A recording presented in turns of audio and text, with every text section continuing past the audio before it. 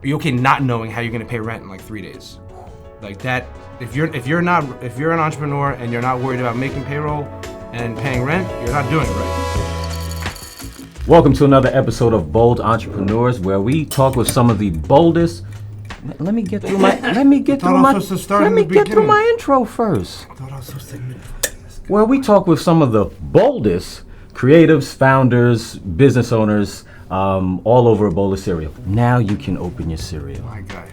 I'm your host, Mike Friess, and today we are here with co-founder, executive director of the Brooklyn Youth Sports Club, as well as the owner of the Post BK state-of-the-art athletic facility in Brooklyn, New York, Lyle Friess, ladies and gentlemen, aka Hefe, Mike, my guy.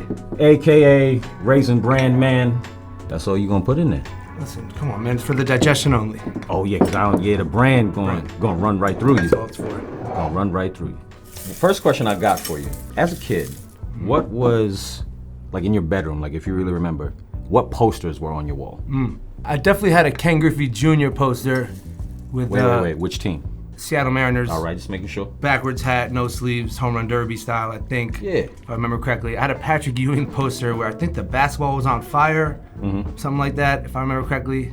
I think those are the two that I remember most specifically. I had a couple like those triangle like pennants. Oh like, yeah. Like New York Knicks championship, Yeah. whatever. So they were kind of dated because of the New York teams that I support. But yeah, those were on the wall for the most part. What'd you want to be when you grew up? I mean, bottom of the ninth.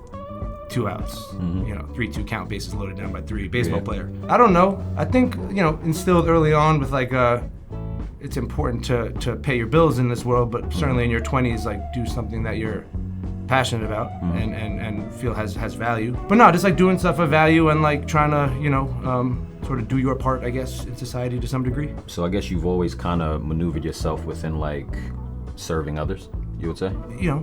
Sure. I don't want to like say. So there's a lot of, entrepreneurial conversations, podcasts going on. Like this is a sort of like more of a vulnerable space. Like I don't know if entrepreneur is the word. I think social.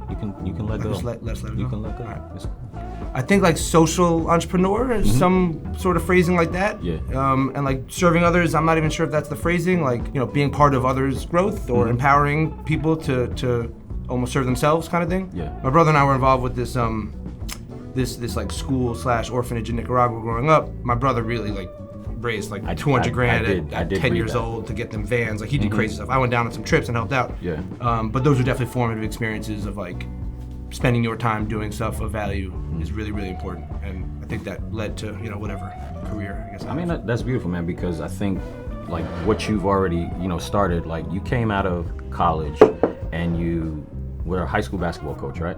What do you think the traits are being a high school coach that we're able to transfer into being an entrepreneur? I'd love to see myself as a coach now to see how different I'd be, like style-wise and maybe life experience-wise, and just having sort of like getting things and having more perspective. Yeah. But I was like young, right? I was 22 coaching 16, 17-year-olds. So like we were borderline peers. Were you able to relate?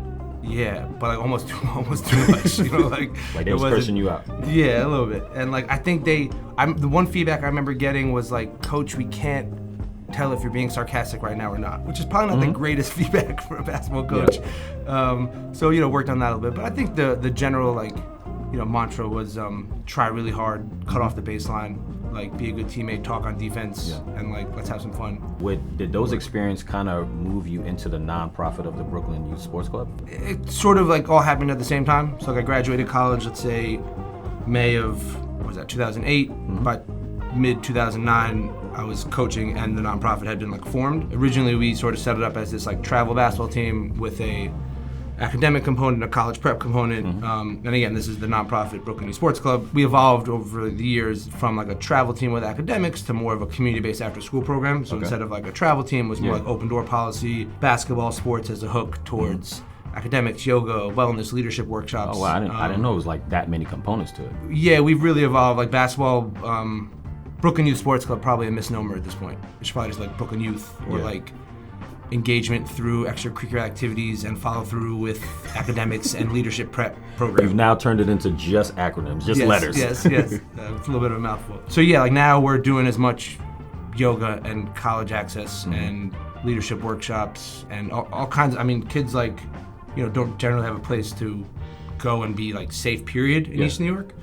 But a place to go and like talk to people, like, do your homework. Like, it's important that we have good grades and SAT prep and all that, but like the mentors that you have and the people that you're around who just like let you talk and work through the weirdness of adolescence, I think is sort of like what we do really well. We have it's like outdoor garden out in East New York, and like it's student led, and kids are like growing Y'all got stuff. botanical gardens at your place? Oh yeah. For real? So our like director of gardening and journaling and all kinds of weird stuff. Back it up. Yeah, You go ahead. have a director of gardening. Well, as I just mentioned, my nonprofit went from like Brooklyn Sports up to like engagement in all kinds of crazy stuff, and that was the title of the. Yeah. His title is like director of gardening / journal work / walks in the park with David. He's the best, and so yeah, we have a garden, and we grow things from like tomatoes and lettuce and all that to like elderberry and like Just making sure Escanea and we're growing the right pronounce it. things. Oh yeah, this is Just make sure we're growing the anti-inflammatory right thing. properties all over the place. Cool. Yeah.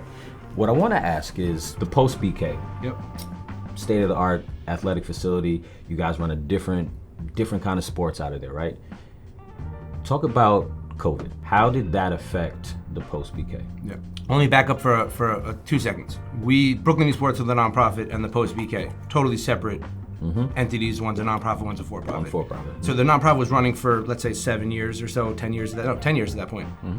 We opened the Post in, I believe it was October 2019, right? So COVID hit February 2020, something like that. Yeah. So we were open and popping for like 4 months. It was amazing. And then, like, events and sports were like just like totally the top thing to get shut down for when COVID hit. So there was that like March to June stretch where it was like, are we gonna be a storage facility? Are we gonna be like selling masks? Like we were trying to pivot in so many ways, whatever.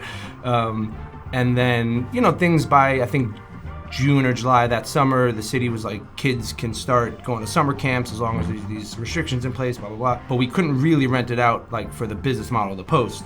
So it became this like remote learning center for kids where it was a huge benefit to parents. Like a lot of our parents are like the frontline workers that we clap for at 7 p.m. But so like the Post pivoted to this like 2 or 3 month community center, and all the groups that used it threw in whatever money they could just to like keep the place open and keep the lights on. But yeah, there was a point where we were 3-4 months in and thought like the Post was a nice 3-4 month run, How do you value time? I don't know, without sounding too like, self-important or corny about it, like definitely not by money, and certainly not like in my 20s. I think quality is the word. There's an amazing book called Zen and the Art of Motorcycle Maintenance.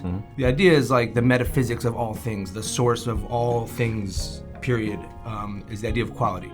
Like things have inherent quality, and like from there, like you can build your Zen energy. It really spoke to me, and the idea of like quality, and he kind of tells the story through like this like trip with his kid that he's taken through the like Montana mountains and plains and all that on their motorcycles, and sort of like weaves in these little stories with this like very philosophical sort of Zen talk, and this idea of quality. I think something that drives how I use my time, and I think that goes from like work and whatnot to friends and how you choose to sort of do things not during work hours, whatever. So you know how to ride a motorcycle? Oh, I don't know how to ride a motorcycle. No, just like using the idea of like every little piece speaks to each other and like creates the larger kind of quality end, and then when you build it backwards, they all have really quality within them, and that's sort of the idea of how he used motorcycle as that metaphor. But so you know how to build a motorcycle? I know how to break down the concept of what's like worth time and not, because of this book that was about motorcycles. But you have no connection to a motorcycle at all? I ride a city bike every now and then. All right, the Zippy boys, the ones with the electric. Moving on. Moving on. You said city bike, we're out of there. Moving on. All right, let's talk entrepreneurship. Do you feel now it's kind of like a thing that people are just like throwing out all the time, and the essence of like the hard work, the grind, the hustle is kind of getting lost? I might not go that far as the second part of what you said, the grind, the hustle is getting lost, because there are all kinds of people out there doing really cool things and working hard, and Instagram and the whole social world gives all these like, this is how you do it, or this is like what it is, or it's just like, are you good at being alone? And I don't mean that like lonely. I mean like you're literally could go 3 hours without talking to someone face to face, and that's just the nature of things. Are you okay not knowing how you're gonna pay rent in like 3 days? Like that. If you're an entrepreneur and you're not worried about making payroll, and paying rent, you're not doing it right. What's a harsh truth that you would really give to an entrepreneur? Outside of myself, you had somebody sitting right here. Like, what would you say to like just give it to them? You can't half-ass things. I don't mean like energy-wise. Like, you're either committed to something or you're not. Like, yeah, there's wiggle room. Yeah, there's like flexibility. And I mean, not there is. There has to be crazy flexibility. Whatever you're doing, be committed and like sort of know your boundaries, but also know that like don't get involved with this thing or this staff member or this partnership if you're not like just committed about it. You might be wrong still. Yeah. But like you really should, because there's been issues like over the years that just come up from not really fully being committed. And the other thing I'd say, and I talked about this a little bit before, personal lifestyle thing has to be part of your thought process. Balance. And like if you don't have the attitude that you're gonna figure it out, like it's not for you. Yeah. It's just not. What's the future of the Post, as well as the nonprofit too? Humble little plug here. We have a second Post opening in about 10 days. We just like put down court lines and probably be open in a week or so. The Post, we lease our spaces. Okay. It works, you know. We pay our rent, we pay our staff, all good. I'd love to own the building, and I think moving forward, hopefully you can do something like that. Because then, like, run the business, you know. You already got who that. Who cares? 20 years from now, the building, you know. So there's some of that, but I also kind of have this like, I hope I'm doing something totally different project in, 4 years thing. I drive a pickup truck in New York City. Not a lot of people do. It was my dad's, and my pickup. You park nowhere? Oh, I parked that one-handed without even looking. Oh yeah.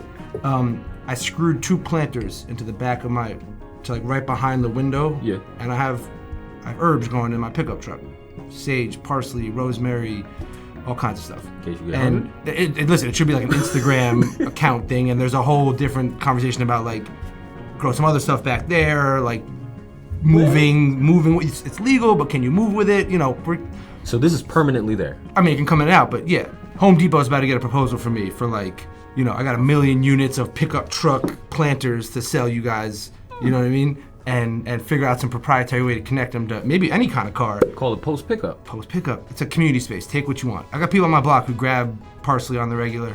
Really? And yeah, it's like actually been this like a way to like talk to people in the neighborhood. My dog's face is in the back. Yeah. I'm about to bring it back full circle. Okay. Director of Gardening. There we go. That's it. Yo, Lyle, I can't thank you enough for coming on today. Thank you for coming on to Bold Entrepreneurs, man. Appreciate it.